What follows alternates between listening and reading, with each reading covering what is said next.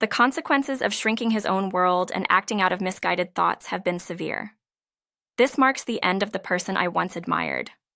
I never imagined things would turn out like this.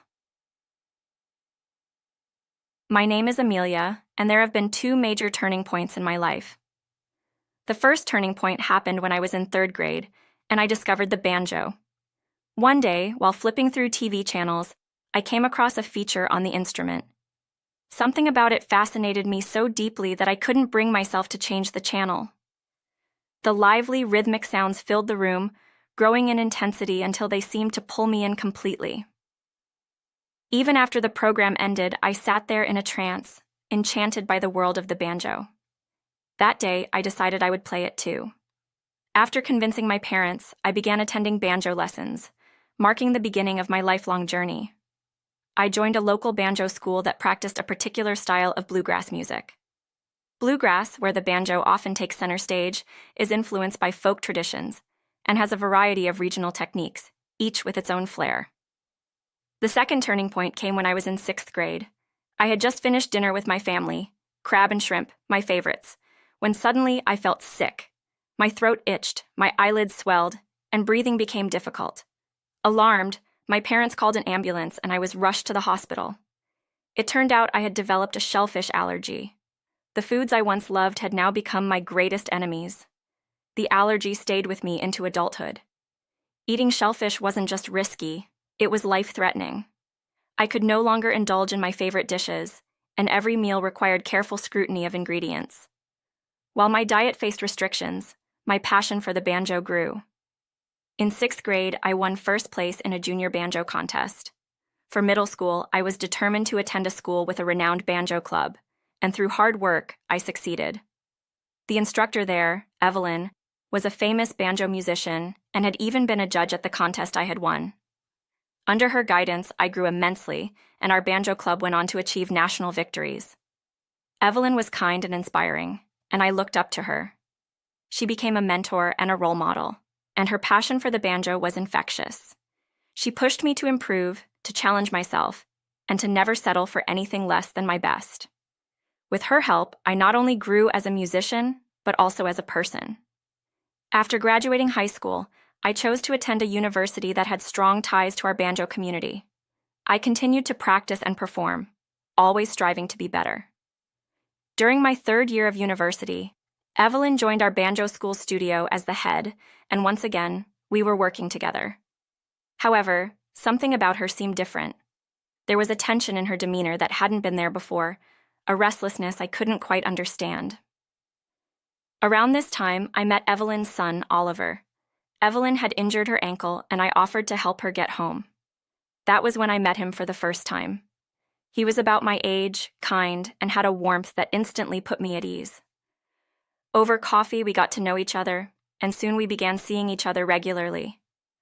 Oliver had a quiet confidence that I admired. He was genuine, thoughtful, and had a calming presence that made me feel safe. Before long, we fell in love. As I graduated from university, I was offered a job at the Banjo Association, allowing me to continue pursuing my passion while also gaining valuable work experience. Evelyn supported my career, recommending me for the role. With her guidance and encouragement, I began my professional journey. Not long after, Oliver proposed, and I said yes. It felt like everything was falling into place. Evelyn, who had always been a mentor, seemed genuinely happy for us, or so I thought. A year after our wedding, I found out I was pregnant. It was one of the happiest moments of my life, and I couldn't wait to start a family with Oliver. Around the same time, I was chosen to represent our banjo school in a prestigious competition, a competition that Evelyn had wanted to be a part of, but she wasn't selected. From that moment, her attitude towards me began to change. The warmth that had once been there seemed to vanish, replaced by an unspoken tension. I hoped it was just temporary and did my best to maintain our relationship, thinking that the baby might help bring us closer. Then came the day Evelyn invited us over for a celebratory dinner. The table was laden with various dishes, but my eyes froze on one: crab. It was a dish that I could no longer eat, and Evelyn knew this better than anyone. She smiled at me and explained that it was imitation crab, made specifically so that I could enjoy it without any danger. She assured me it was safe, and Oliver, wanting me to be part of the celebration, encouraged me to try it. At first, it tasted just like I remembered, and nostalgia washed over me. But then, something felt off. A tingling sensation started in my mouth, and I knew immediately that something was wrong. I spat the food out as panic set in. The familiar signs of an allergic reaction began: hives, swelling, and difficulty breathing. Oliver, alarmed, demanded an explanation from Evelyn. Her expression was unreadable, her excuses faltered, and finally, after some pressing, she confessed. She had given me real crab. Evelyn's jealousy had driven her to do something unthinkable. She was envious of my success, my happiness, my family. She wanted me to suffer, even if it meant risking my life and the life of my unborn child. I was stunned, unable to comprehend what she had done. The woman I had admired for so long had betrayed me in the most personal way possible. Just then, the door opened, and in walked Jackson, Evelyn's ex-husband. Oliver had invited him as a surprise, hoping to help mend their strained relationship. Jackson had overheard everything. He looked at Evelyn, disappointment etched across his face, and offered me the choice to press charges. Despite everything, I chose not to. Instead, I decided to cut ties with Evelyn completely. No amount of remorse could undo what she had done, and I couldn't risk her being a part of our lives any longer. Evelyn was dismissed from the banjo school, and under Jackson's watch, she sought help. Meanwhile, I focused on what mattered most: my family and my passion for the banjo.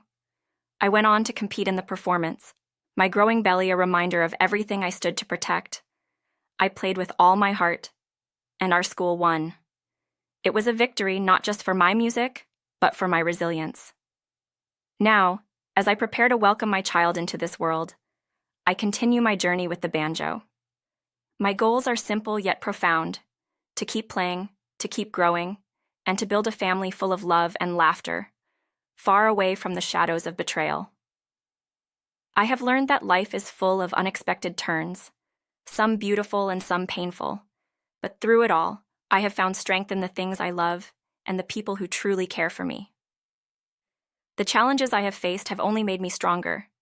Music has always been my refuge, my way of expressing joy, sorrow, and everything in between. And now, as I look towards the future, I know that my love for the banjo and my commitment to my family will guide me through whatever comes next. Every note I play is a testament to my journey, to the highs and lows, and to the unbreakable spirit that refuses to give in to fear or betrayal. Oliver and I have built a home filled with warmth and laughter. We both work hard, but we make time for each other, cherishing every moment we spend together. Our love has grown through the trials we have faced, and as we prepare to become parents, we are filled with hope and excitement for what lies ahead. The road hasn't always been easy, but it has led us to a place of peace and happiness. As for Evelyn, I hope she finds her way. The banjo was once her passion too, and perhaps in time, she will rediscover the joy it once brought her. But that is her journey, and mine is separate now. I wish her no ill will, but I cannot allow her actions to overshadow the life I am building. My focus is on my family, my music, and the future we are creating together. The prestigious competition that I won while pregnant was not just about showcasing my skills. It was about proving to myself that I could overcome anything. The applause, the cheers, and the sense of accomplishment were all reminders that I am capable, that I am strong, and that I am deserving of the happiness I have found. Every time I pick up the banjo, I feel a connection to the girl I was when I first heard its sound, and to the woman I am now, standing tall, despite everything. The birth of our child is just around the corner, and I can't wait to hold them, to share with them the music that has been such an important part of my life. I want them to grow up in a home filled with love, with the sound of laughter and music echoing through every room. I want them to know that no matter what challenges come their way, they can face them with courage and grace. Life is unpredictable, and sometimes the people we trust the most let us down. But I have learned that it is possible to move forward, to find joy even after betrayal. The people who truly care for us, who support us through the good and the bad, are the ones who make life worth living. And as I look at Oliver, at the life we have built together, I know that I am exactly where I am meant to be. I continue to play the banjo, to teach, and to share my love for music with others. My journey is far from over, and I am excited to see where it will take me next. There will always be challenges, but there will also always be music, love, and the strength to keep going. And that is more than enough. The consequences of misguided actions can be severe, and the choices we make can have lasting impacts on those around us.